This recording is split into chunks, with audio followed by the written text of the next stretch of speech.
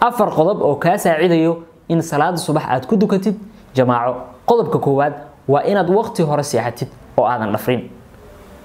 kaana yakrahu nawma qablaha wal haditha ba'daha. nabigu wuxuu necbaa in la seexdo salaada cishaha ka hor iyo in la sheekeeyo salaada cishaha kadib si markaas qofka aysan u tagin salaada subax.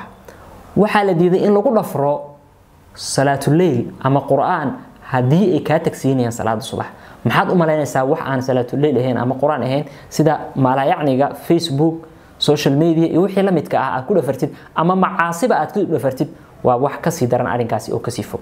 marka waa qodobka koowaad waa inaad waqti hore seexatid oo aad markaasi aadan dhafrin.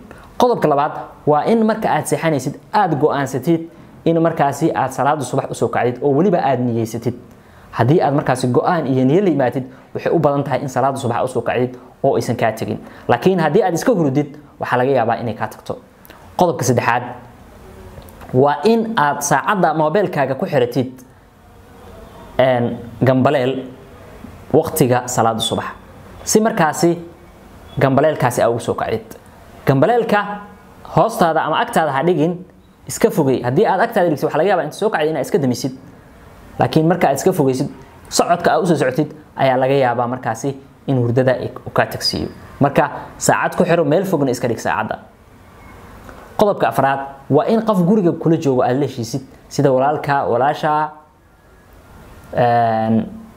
iyo qof kasta iyo qofka kugu dhow aad la heshiisid oo dhahdid iga kici. hadii aad hurdo weynta waxa dhihi kartaa biyo igu shub oo maaragtay ha iga aqbalin inaan sii seexdo markaasi. marka waa afar qodob oo ka saacideyso in aad salaad subax ku dukatid jamaaco. intaas ayay kelmadeen ugu dhantahay wallahu a'lam.